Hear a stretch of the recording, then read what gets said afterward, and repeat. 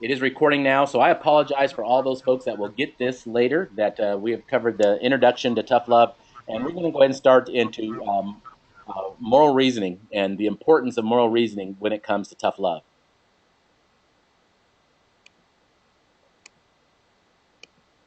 Okay, moral reasoning, moral development. There are several wonderful researchers and those who have been a part of literature for quite some time that have delved into moral reasoning. And I've kind of picked mine up from a little bit of everyone. Of course, Piaget has his understanding of that. Kohlberg has his understanding of that. I think we all have a different understanding of what is moral reasoning and moral development. This is kind of what is that I've observed, not only through my education, but clearly through my working with kids over the last 20 plus years, is I have seen moral reasoning and I've seen moral development, how it works. And this is the best way that I've come up with to understand it for myself. And so I hope it's beneficial to you. I'm not going to go into really deep theoretical understanding of moral reasoning. You're not going to hear me cite a whole bunch of research and give you a lot of data. Hopefully this is much more just plain speak, common understanding of what I've come to understand as moral reasoning. Okay? The first really stage in moral development is, and of course, moral reasoning is all about what is right. What is somebody considering to be right in their world? And our first stage is right is what I want and what I like. I can clearly see this. My son Torn is just a little bit over 2 years old, and this is definitely where he's at because it is everything that he knows is what he wants and what he likes. That is what right means to him. And so, if you think about that, you probably have seen your son go through that same space. Unfortunately, some may still be right here that it's all about what they want and what they like, but quite often they start at this stage of moral development and very slowly reach any other levels. But I don't know many individuals and haven't heard any real credible science that talks about somebody not starting in this phase. Of course, we're talking about a healthy brain, someone who can that has that the ability to reason. If we're talking about whether it be cognitive dysfunction in someone's brain or any sort of cognitive disability, the understanding is not as clear. But for the average healthy individual, this is their first stage of moral reasoning. Is they're thinking about life is all about what I want and what I like. Okay? So if you don't see, if you have not seen this stage in your child's life, it would be very surprising. Most of you are very much aware of, yep, oh, I remember those days, and some of you may still be saying, yep, my son is still right there, unfortunately. So this isn't age related. This really is just a maturity continuum, if you will. It doesn't mean that somebody's immature in their thinking. It just means that there are other stages that they will be experiencing at some point in time. The next stage of their moral development is right is what I can make happen. Okay? If and usually this comes, you see it quite often when someone starts to enter into maybe right after the age of 5, the age of 6. Now there is somebody's speakers that is providing a lot of feedback to me. If you can send a porter, can you mute uh, if Cinda, if you can hear me, if you can mute your mic because that's providing a lot of feedback to me, and I can't really hear myself. Thank you. That's perfect. Thank you. Sorry about that. But right is what I can make happen. You might have heard the phrase "might makes right." If you can force it to happen, if you can get what you want by doing whatever you want, this stage comes very quickly for individuals who are maturing very quickly at young age. If you've seen an individual about 5 years of age, they have learned very quickly that hey, when I was 2 and 3, I wasn't as strong with people, and maybe I got other kids were playing with me, and they can make me do things that I didn't want them to do. But as soon as I can make somebody do something, I'm going to do that. So if I can force it to happen, I'm going to make it happen, and that's okay. That's how they see their world of right. And often there is no real magic bullet on why people progress from stage to stage. It just comes with they start to understand that, hey, I can get my needs met a little better by taking on this phase of life as opposed to something else. It's not a very cognitive approach. It's not a conscious approach. It just happens in one's life. They've done it one way. It wasn't working so well for them. They're trying something else. That seems to be working. They keep trying it because it's getting their needs met. So that's usually why you see somebody step into another form or another stage of moral development, is that, hey, this one is getting my needs met a little better than the last one was. Okay? So this is that stage that quite often individuals get stuck in. And ladies, you often accuse us men of still being in this stage especially on a global stance, or from a communal standpoint. The United States is also being accused of being in this frame of moral reasoning, that if we can make it happen, then it's right to us. If we're bigger than other countries, then let's do what we want to do. That comes from the moral reasoning standpoint of might makes right. So you see that this is a little different than what I want and what I like. It's really what I can make happen. Okay, so let's take a look at the next stage of moral development. Right is what my friends say is good. This is when you start to see individuals starting to become a lot more peer-centered. Okay? If you take the path of your son, typically your son will be going through this phase of, at first he's going to say, well, whatever I like, this is what's right. If I like it, then that's perfect. If I don't like it, then it's not right, it's wrong. Okay? They start realizing that, well, just because I like it, if I can't get it because I'm not big enough or strong enough, then I guess it must not be good. So anything that I can get, then that becomes right. Then you start seeing that as they experience the world outside of the household, typically they don't have a whole lot of other relationships with family members. But once they start perhaps going to school or really fraternizing with larger groups of peers, you'll start seeing that friendships become very, very critical. The preteen age is really symbolic of this. Is that it's not that, well, if you look at a 5-year-old as they go to school, they'll come home and they'll talk about, oh, my teacher is so wonderful, I love my teacher, I love my teacher. When they become 6, they still love their teacher, and they don't say much about parents. Doesn't mean they don't love parents, but they just have a fixation on something outside of the household typically, and they're looking at other individuals. And now as they become 8, 9, 10, now they're looking at friends. I really like my friends. When they start becoming preteens, friends have a great deal of influence. Again, it doesn't mean that others have gone down in terms of influence. It's just that peers really have risen. And so now to them, their moral reasoning becomes, well, right is what all my friends say is good and just and right in the world. If they think it's right, then it must be right. And if it doesn't necessarily have to be friends, it still can be siblings, it still can be parents, but usually they're justifying what is right to them based on whoever is the most pro-social, the most influential person in their life. That if that person says it, then it is right. As you see in our world, there are people who don't progress from this stage of moral development. If you look at how cults really form, it's because a leader, a very charismatic leader, is understanding that there are people who are fixated on this particular stage in their moral reasoning, and he becomes their right, or she becomes their right, and really takes advantage of that, and understands that, wow, there are folks of all different age groups that really are putting me at the center of their world, and so I'm going to really take advantage of that. That's because certainly a large number of individuals do not move out of this stage and really do have other individuals becoming their right, and becoming what's important to them.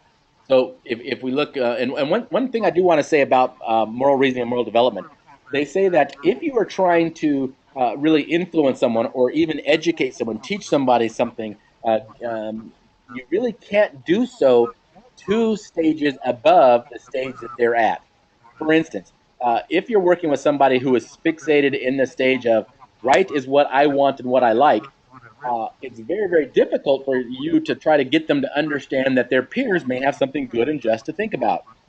It's just not it's not plausible for them because they don't see that. They just don't see others as being very influential. It's about me and it's about what I want. I don't really care about what other people think. But that's one of the reasons why as they start to come out of that, it is because they were influenced by not necessarily the next stage, but maybe one stage ahead. So even though you can be influenced by it, it's very, very difficult for you to be really, really effective without using your strategies inside the understanding of the moral reasoning development stage that they are at.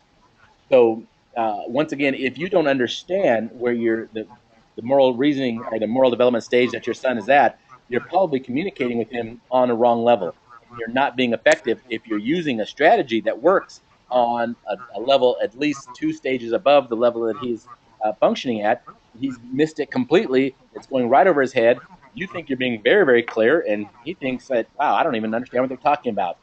So it's important to understand, to be on the same page when it comes to moral reasoning and moral development. Okay. The next stage, right, is what society says is good. This is when an individual starts to become more aware of social norms and what else is happening out there. They start becoming compliant to saying, okay, well, there are a lot of people out there, and all these people can't be wrong, and so therefore, if all these people say it, then it must be so. So they're much more likely to be appeased by what the greater good for the greater number. Now, some researchers have this as the epitome of their moral reasoning and say that this is the best it can get, is when you're understanding that the greater number really is setting the direction and setting the moral compass for everybody else. I think for me, it's not that I have anything against the greater good of society, and I think society and I think cultural norms are fabulous. And however, there are also cultural norms that I think can be dead wrong. If you look at the history of the United States, we have seen that not all of our cultural norms we still embrace. Slavery, for one thing. There was one point in time where most of this country thought slavery was okay. Now, I would say most of the country thinks that that's absolutely not okay. Our moral reasoning has changed. Society has shifted. We no longer think that is right, and it's a good thing that we don't just stand with that, because there were some individuals that, while society still believed that, thankfully there were some strong individuals who said, "No, I don't think society is right with this. Let's look at it another way," and stood firm enough in order to really change society. That critical mass of society was able to change the greater good by helping them understand that it's not all about society. It is a very beneficial stage in development, very important stage to get through. However, in my understanding, it is not the be all and end all. You certainly want to go beyond an understanding of society as being setting the right standard for everyone. Okay? The next one is right is what we and others agree to. Okay. Now, it differs from the social norms in the sense that now we're talking about it. I was considered in the choosing of that direction. If we're using the scenario of slavery, if society comes to me and says, you know what, here's why we believe this, and they ask me, and I agree to that, then it's a much stronger moral reasoning point for me, because it's like, wow, I was considered. My thoughts, my beliefs, my way of thinking has gone in to the agreements that we have made together. So extremely important developmental stage. Still, I don't think it's the end all be all, but in a critical stage. And my hope and desire would be that more individuals would reach this, because I do think it can be helpful, especially in parenting. I think this is a real critical stage because, yeah, as you can tell, if there's not agreement between you and your son, that's when conflict occurs. So developing agreement is extremely important. I love to use that term because it's important for us to understand that it should be about agreement. It shouldn't all be about, certainly, the parents with minor children. You do have the say so, and the law would consider you the one that would, when it all comes down to, the minor child should follow their parents' lead. However, we know that doesn't work so well, especially as your child nears 18 and wants to be more independent. To really be effective with them, you're going to have to get their agreement. Outside of their agreement, things become very difficult. So the trick is, of course, how do I get them to come into agreement with what we as parents believe is right? Uh, there it was a point in time when they just considered parents as society and what the parents say are good, but that doesn't always stick with them. And as you're probably aware, it's a very short stage in life that they stay focused on the parents as the right or as the entity that they think is right. So how do we help them come into agreement? And that's a real critical piece of the influence piece of tough love is how do we go about in an integral way that is long lasting? How do we develop agreement? Uh, Very important work. The last stage of this is right is consistent with universal principles. Okay, this is when someone gets to the point that they're saying, "Wow, okay, now I understand that there are just some universal principles that really govern what is best for us all." And when we are right on top of that, that's when things go well. Um, for those of us who would say our universal principle is the Word of God, we are very clear in saying the more consistent we are with lining our life up with the Word of God, the smoother things go for us. So we start to understand how beneficial that is. If you looked at the difference between what a real principle is, for instance, gravity. We can say all we want about if we throw a ball up that we want to stay in the air. If gravity is in effect, it does come down. We don't get a choice about that. There is a universal principle. There is a law that governs what happens with an item that's heavier mass than the air around it. It does fall to the ground. And so the sooner we get on board with thinking about and making that a part of our understanding, the more likely we are to not be at odds with ourselves and the rest of mankind. When we are kicking against universal principles, that's when it becomes very challenging. If we simply say, well, I just don't believe in gravity, I don't care what people say, I just don't think gravity should exist, I think our life will become very problematic. So, uh, it being consistent with universal principles is what I believe is the highest moral development. This is a place when we think that's when we're truly understanding what it's all about. Uh, if you look at the human service or social science appeals, it's probably the 12 steps is probably the most well known of all social science models at this point, and they have the terminology of a higher power and submitting to a higher power. Now, we all may or may not agree on what the higher power is, but my understanding is when your understanding of a higher power lines up with the true highest power, that's when things go well. If you are putting your faith in a power that not is not the highest power, then there's going to be some conflict at some point in time. So that's the critical stage is how do we understand what are those universal principles? What is the highest of all those principles? And if I can get myself in line with those highest principles, then I'll understand why things are happening, and I know how to navigate through this world much more smoothly. So this is an understanding that I don't believe that many get to, at least for long periods of time. Certainly, that's just my philosophy on life.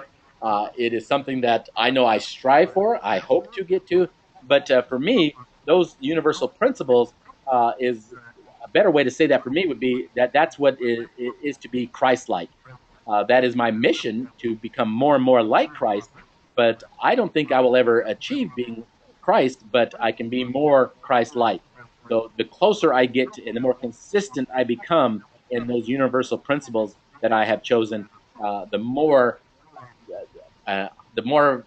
faith that I bring into that, the better things come for me. As the reality is, it doesn't really matter what we believe. It really only matters what is true. Now, I don't want you to get confused by that statement, but let's think of it like this. Um, uh, Laura Bong is up there in New York, and it could be freezing cold up there right now. And if she goes outside and sees a body of water and there's ice on the top, she probably has a great deal of confidence that that ice will hold her up because she knows it gets very, very cold where she's at, and she has no problem walking across the ice because she believes it to be very, very thick. Now, does she actually know how thick that ice is?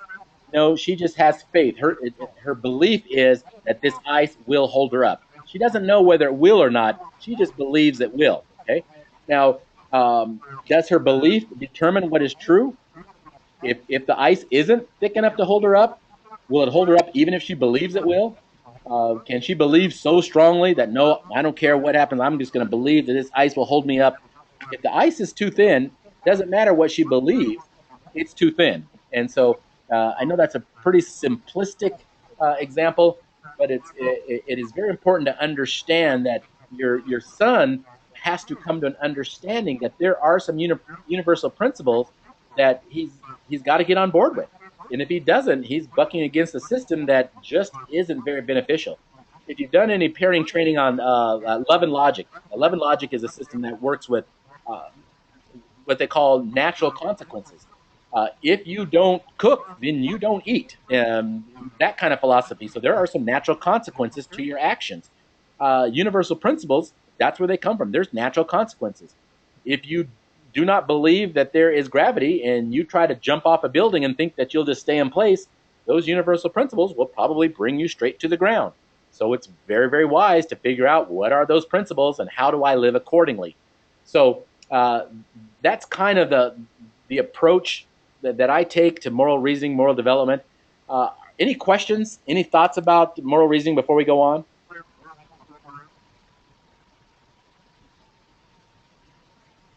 So I'm going to assume then that either people are too embarrassed to ask questions, which is okay too. Save those questions for other point in time. As you know, I try to be available as often as I can. So if you have some questions about the stages of moral reasoning and moral development and why that fits in, just let me know. I think it's critical, very, very important to understand this. If you're trying to talk to your son as though he should understand that society has some social norms that are important, and he's functioning way back at might makes right, then he's simply not going to be heard, and you're not going to be heard. He's not going to be understood. So Rick, yes, I have a question. This is Cinda Porter. Did you say that this is being recorded so that we can have a copy of this or no? I'm hoping so. I push the button. There is a red thing that says across my screen recording, but I have not. I can't prove that it works at this point. However, I will. I certainly can send out the slides, and if it works well, you should be able to access the recording. And I'll make sure Leanne sends you information on how to get access to the recording.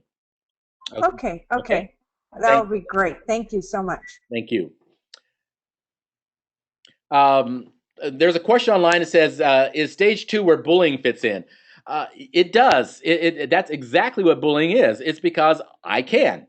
If I can physically make you do things, then I can, and I think it's right, and I think it's justified. So, absolutely, it's a great question and a great insight because as from that statement, you see that a lot of kids are still stuck right in that area of bullying, and some don't change their practices. They still believe that if I can make it happen, then it must be okay to do. Quite often, what we realize is when you see bullying from an adult's perspective, if you see an adult bullying somebody else, it's not typically because they think might makes right. Really, they think that that is the way they're meeting their needs. So in the bigger picture, yes, stage two is definitely where bullying starts, but you can still see evidence of that bullying much later on in life because people have figured out that they can get their needs met through intimidation and through other ways that other people will be too passive to. So that's a strategy that they'll use. If you get a chance to come to the parent weekend and I'm doing assertive communication, you'll get a real clear understanding of passive communication and aggressive communication. And people who are aggressive communicators, they are preying really on passive communicators. They want for people to be passive. They want to have their way to be considered the right way. And if it's not their way, which they consider right, then everybody else's way is wrong. And how to approach that is a really important understanding. Kim, thanks for your question. Okay, we got just about 20 minutes left.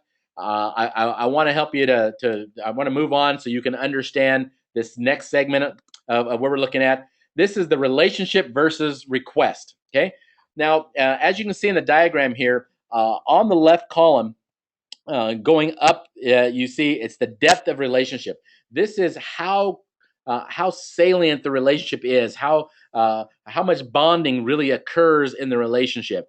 The higher the relationship, you can see that things become a little easier, and that just goes without saying. Anytime that you are in a significant relationship, the more bonding that is occurring in that relationship, the more benefit of the doubt that you get. When there is less bonding, when the relationship isn't as strong, you don't get the benefit of the doubt anymore. You are questioned quite often, and even though you may be saying something that's very factual and very accurate, if there is not high relationship, you're still going to be questioned and seen as though that your statement is inaccurate simply because of the relationship. Now, you could probably observe this in every relationship in your life. You've seen somebody where they said, "Wow, I was telling them what I thought to be accurate, and they took it as something totally different, and they got real defensive." That's because the relationship probably wasn't all that high. So we need to have an understanding is when your relationship is not high, certain things happen. On the bottom part of that, going from left to right, is the importance of the request. Now, this is important because you need to understand if you're asking your son to do something, if you're asking, and this works with anybody, but if you're asking somebody to do something, if there's not a very good relationship, the chances that they'll actually do what you requested are not very good. So these are some strategies that you can take on when you can truly observe, wow, where is my relationship at? Is it high? Is it low? And what is the importance of the request? Is it high or is it low? Sometimes the request is not that important. So when it's not that important, there's a different way of that you can respond to be effective than when your request is very, very important. And you need to understand that before you make that request. Your lack of understanding about this, you're really just flipping a coin and you never know what you can get back. There's times when you probably made a very simple request to your son and they got extremely defensive. And you're like, wow, what happened? That's probably because you didn't understand the importance of the request, nor did you understand the depth of the relationship. And so, therefore, your request probably isn't going to be honored. So, I want to show you how this works a little bit. If you look on the lower left quadrant of low relationship and low importance of the request isn't important. So, let me think of something real quick. That'd be maybe the request is, I would like you to take off your shoes before coming into the house. Okay. Now, I understand for some people that is a very high importance request. I get that. For me and my household, that would not be very high importance. So that request is not very high. So very, very low. And if I don't have a very good relationship with my son, here's what I'm going to consider. Okay. I'm going to pick another battle. I'm simply going to hold my tongue and it's not worth it at that point. If I know that the relationship is low and the importance of the request is low, why fight that battle? There are bigger fish to fry. If I do choose to fight this battle, chances are I'm going to get very frustrated. The person I'm dealing with is going to get very frustrated, and nothing is going to come out of it that's good. You're probably not going to be effective in this. Even if you get them to comply, it's not going to be very helpful because now they're going to think, no, you're just forcing me. They're going to think that you're in that stage of might makes right just because you're my parents. You're trying to make me do things. It is a losing battle. If it's low relationship and low importance, I wouldn't even fight the battle. There are absolutely bigger battles to fight. Okay. So now, again, this is one philosophy. Truly, you can think, well, I'm the parent and I have the right. You certainly do have that right. But just so you know, your son also has the right to either agree with what you've requested or disagree. That is his right.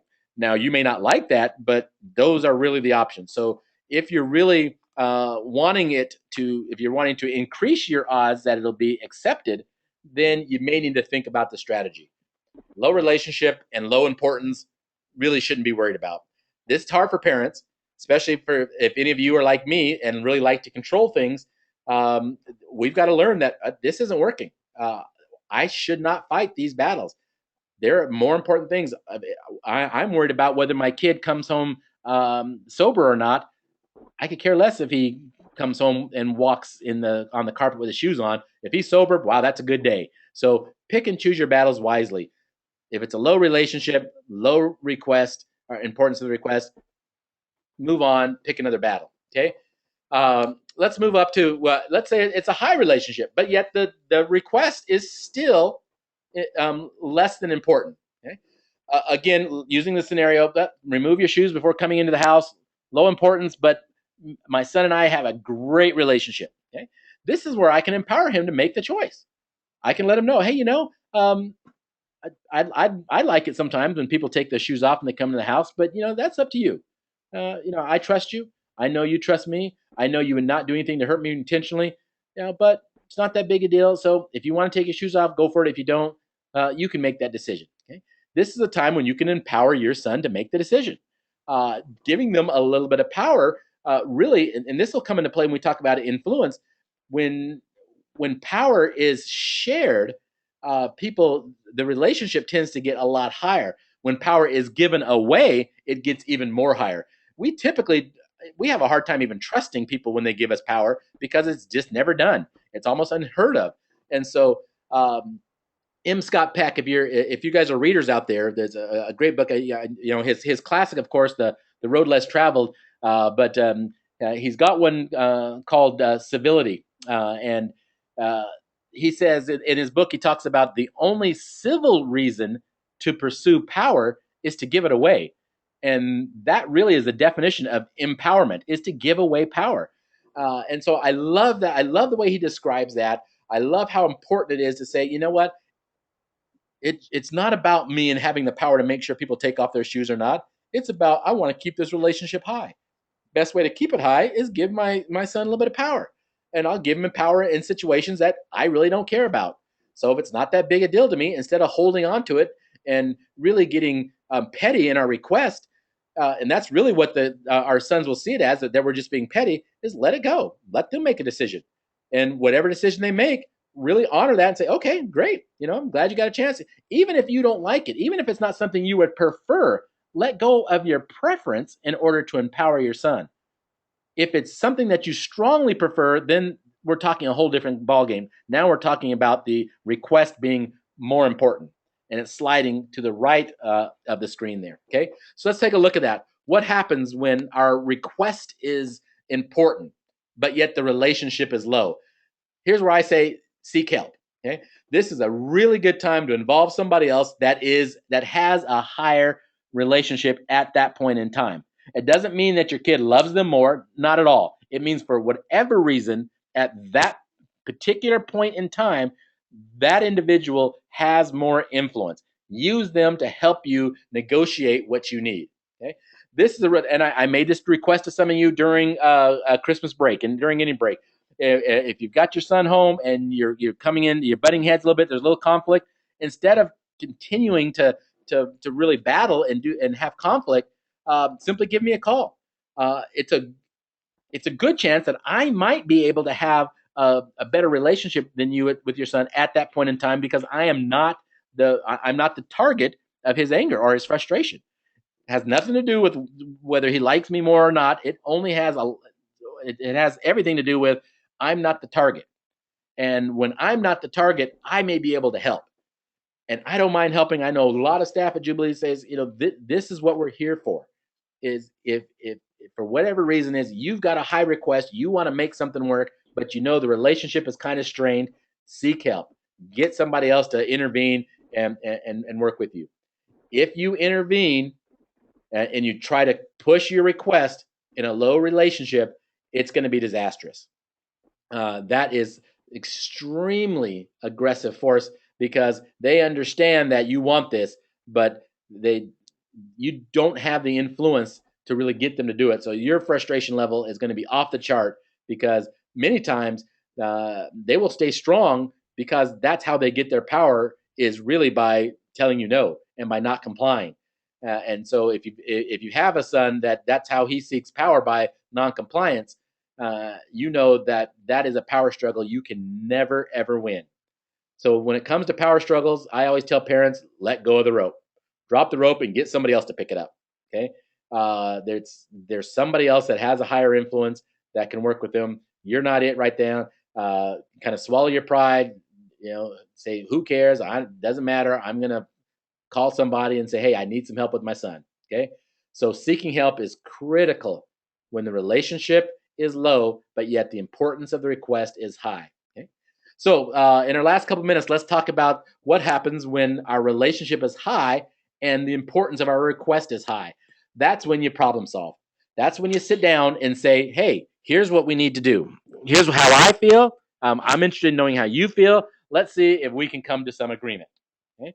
And if you can come to some agreement during that scenario, you've got a much better chance of the relationship continuing to be high. If you try to force the issue, the relationship's going to drop and you're going to start struggling in that area of either needing to pick another battle or to seek help simply because the relationship just isn't there for you. So if we review that a little bit, let's look at that. Anytime the relationship is low, there's only two strategies you should look at. You should be just letting a lot of things go and pick your battles wisely. Okay, battles that you really need to pick, battles that these are your irreducible, non-negotiable minimums, and the relationship is low. Then seek help. Find somebody else that can speak to your child and say, "Hey, here's what we need from you." Okay? And many of you remember during those conversations we had just before Christmas, that's a good time to say, "Hey, tell Mr. Rick, give your son a call. I'll walk through the rules with them, and I'll say, hey, here's what your parents expect from you when you go home." If you were to say that to them, there'd be a fight automatically. But when I say that to them, there's not a fight. They understand. Okay, well, yeah, we get it. There needs to be rules. Yeah, no problem. We understand that. They can take it from me because I'm not the power struggle in their life. So the more you can keep from being the power struggle, the better chance you have of moving up the scale of high relationship. So when your relationship is high, when you've got great relationships with folks, that's when you can empower folks, and that's when you can problem solve. Okay? When the task is very, very important, then that's when you can problem solve, or that's when you can seek help. So you just have to understand, anytime there's an issue, think about, well, where's our relationship right now? Is it high or is it low? Okay. And how important is this task? Is it high or is it low? And that should determine the strategy in what you use in working with that. Okay. So we've got about 5 minutes left. Are there any questions? I certainly can't do the other two areas justice by trying to go over it in just a few minutes, but I want to leave it open for a few questions. You can either type in your question if you have any, or you can go ahead and unmute your mic and ask the question. Hopefully, we can do it in order a little bit so people aren't talking over one another, but I'll do the best I can in addressing any questions. Are there any out there? Rick, this is Cinda. Yes. I was wondering if you could, when Leanne emails the PowerPoint, if you could possibly give a list of those books that you mentioned. Sure, I can do that. I'll have to remember which ones I mentioned, but I can listen to the recording and figure out. Now, it's really a bad thing if you start to get me on books. I've gone through so many books in my lifetime. I could recommend so many. I'll try to be really good at being brief and trying to give you those really great nuggets, but it may be hard for me to narrow them down. So forgive me if the list gets too long. Okay? No, that's fine, because I would like to read them. I think it'll be beneficial in our family with our relationship with our son. Absolutely, I certainly can do that. Thank you for the question. Any other questions? Hi, Rick. This is Mark. Hi, Mark. Hi, Rick. Hi. If you have time, is there any way that you can give us an insight into how to recognize what your depth of relationship is? Great question. Great question. Yeah. Usually, I guess the best way is to think about it in terms of giving a test of influence. If gauge for yourself if by asking small questions, small requests that are very, very insignificant, and see, do you get rolling of the eyes? Do you get somebody who smiles and says, absolutely, yes, I'll do it? That's really a great way to judge the influence of your relationship, simply by how they respond to very simple tasks and very simple requests. Again, it's got to be something you'd be willing to say, absolutely, I don't care if you don't do it or not, but that is some way that you can check. Another way to check is how often they really are, if they're vulnerable and transparent to you. Okay? If your son comes to you a lot and they're talking to you a lot and they're very deep about how they feel, and what they're struggling with, that's a good chance that they have a very high relationship with you. That is such a difficult skill for teens, that they only do it with folks that they have a significant relationship with. So, and you'll be able to tell sometimes, because you'll know your son's like that because he's doing that with somebody else. You'll say, "Wow, how did you get my son to say so much?" And I can't get him to say a few words. Chances are that the relationship, the influence is probably a little bit higher with them at that point in time than they are with you. So that's a couple ways to guess or to measure that. But most of you have probably been around your son long enough that you'll probably even see visual signs. You can see the countenance on their face. You can see, the arms folded. When we talk about influence, if we get a chance to get into the influence during Parent Weekend, I'll go into a lot in how to read body language, and really how to read the countenance in the face to determine whether this person is on your side or whether they're not. But most of you have probably already come up with some ways of knowing, yep, when I get that look, that's a good look, or that's not such a good look. So those are some of the ways. I hope that was helpful for you, Mark. Any other questions real quick? We've got time for a couple more.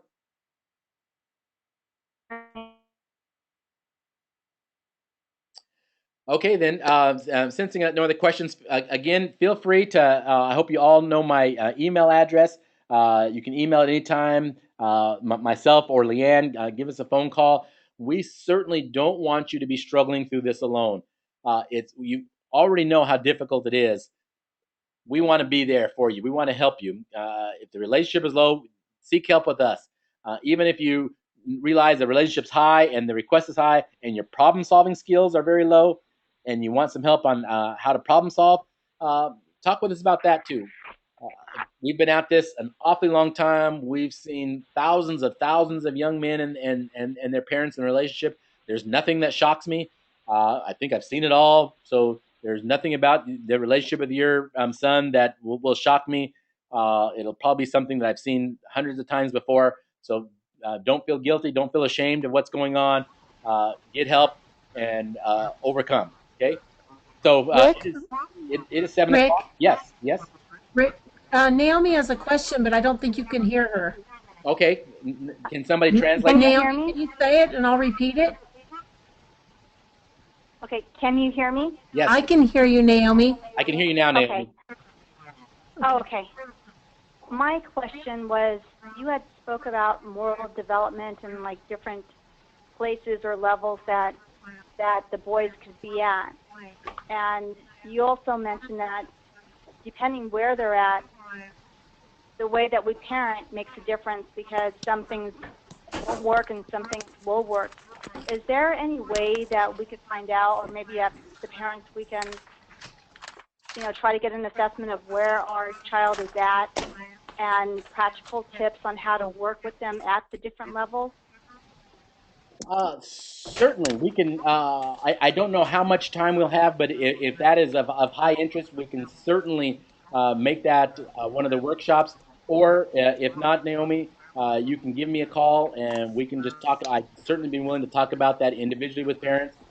That might be the best way, because generally it may not help, but if we can certainly sit down in a one-on-one, I can say, well, here's where I think your son is at, and here are some strategies. I would certainly be willing to do that. Thank you. Thank you. Well, thank you all for the time.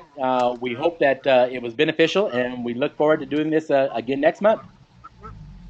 Thank you very, very much. You bet. Thank you, Rick. Have a good night. Thank you. Thank Good night. you. Thank you. Good night. Good night.